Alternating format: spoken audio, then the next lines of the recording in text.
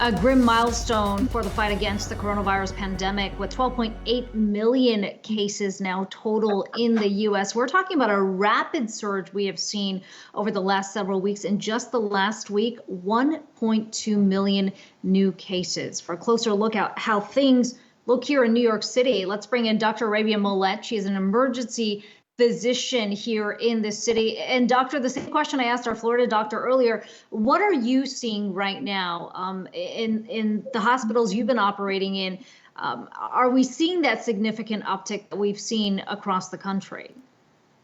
Well, I'm glad that you asked specifically where I work, because I think that sometimes when people talk about uptick of cases of COVID-19, especially here in New York City, I think they tend to think that is all over. But yes, we are seeing an uptick of the number of cases, but it's nowhere near similar or nowhere near what we experienced back in March. And so we're taking extra precautions and just doing everything we can to still take care of people, to still take care of ourselves and survive during this pandemic, and possibly just basically spread the message that people have to take this seriously and repeat that message over and over again. So again, where I currently work, there is an uptick, but nowhere near what we experienced back in March, thankfully so. And is that what you're prepared for through, the next couple months? Because when you talk to New Yorkers, and I'm in New York, that people think we maybe have seen the worst of it. They'll say, like, well, they know how to treat it now. They know, turn people on their side. Well, You're going to get steroids or not get put on a ventilator. So, like, these are, this is what people walking around are saying. Are you optimistic in that way? I'm not God. And from what I seen back in March, being on the front line, I cannot sit here and say that I'm not worried, because I'm still worried. I think the problem is that we, as a country, we don't respect science and health. We don't necessarily, view these microorganisms as a part of our system, our macro system. And so these are live microorganisms, and they can mutate, they can come and destroy. And so I think that we need to really seriously take this seriously, whether we have the steroids or remdesivir or hopefully a potential safe non-toxic vaccine, we still have to take this seriously. I've seen various clinical presentations from the very young to the very old. And so for me, I'm not quite settled or relaxed to say, well, because we have treatment, I'm not so much worried about it. I'm still going to worry about it because, again, winter is coming, like the Game of Thrones will say, and anything is possible. We didn't think that it was going to explode the way it exploded back at the height of the pandemic in March, and it did. And so we really need to take this seriously. And I sound a bit fatigued because it's constantly the same thing over and over again, to ask everyone to please, by all means, let's not take this as lightly. A lot of people have died from this, people that we didn't expect to die from this, because initially it was the very old and those who have pre-existing conditions. But from my experience, we saw everyone that was from a gym rat that was very healthy, to the very old that were also healthy, that have died from this disease. So again, I'm not so far relaxed or settled until we actually conquer this together as a country in solidarity, and not as individually as we have seen throughout this pandemic. Doctor, there's been a fierce debate happening in the city about what in fact should happen with the schools after Mayor Bill de Blasio made that decision to close the schools at a time when restaurants and bars are still open.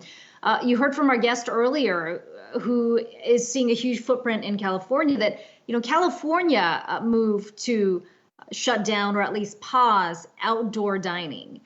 Should New York follow those restrictions? Or are you comfortable with the restrictions in place right now, given the rate of spread in the city? Well, to be honest with you, I can't compare California to New York and to the rest of the country, because everybody operated independently.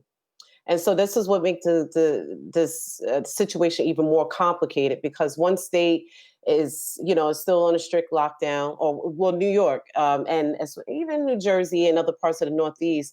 We were very aggressive with locking down our cities, our states, and it did help bring the numbers down. It helped us in the emergency rooms as well as the rest of the hospitals to, reserve more resources and also not deplete our staff. As far as the restaurants closing, I mean, this is a confusing situation because the schools are getting ready to close again in New York City, which is even more of a conflict because I also have family members that have children that actually attend the public schools, and they're also working, and it's stressful. And so I don't have quite a definitive answer for what, you know, is this is a good thing or a bad thing because I myself is looking at it from different perspective. I talk to people that I know personally that own restaurants and they're hurting as well. And when we get into these conversations, it's always like, what is else left to do?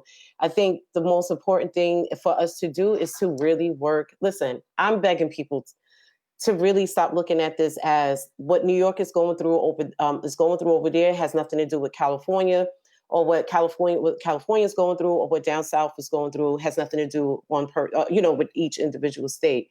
I need us to stop looking at it as such because it is killing us more than it is helping us. And because there's so much confusion and because there was so much rhetoric that occurred during this pandemic, so many people are frustrated. The restaurant industry is frustrated. The school systems are frustrated. We are frustrated in healthcare. But we have not worked together as a nation. We have been working as independently, and this is what makes it very difficult to even give a proper answer to that question, because I don't know what it feels like to own a restaurant. I don't, but I know what it feels like. I know what it's like to work in the hospital day in, day out, seeing people die from this disease, or at least, or not just die, but recover from the disease and still have complications. And so I just don't have a definitive answer. And I'm going to be very honest, and I apologize for that. Yeah. But this is just really sad. And Mhm. I really do pray for And our doctor, the point you're making there really does highlight just how complicated this pandemic is, especially because we've seen it evolve so much as well. And the case is different from state to state. But appreciate you joining us today, Dr. Arabia Mollette, an emergency physician here in New York City.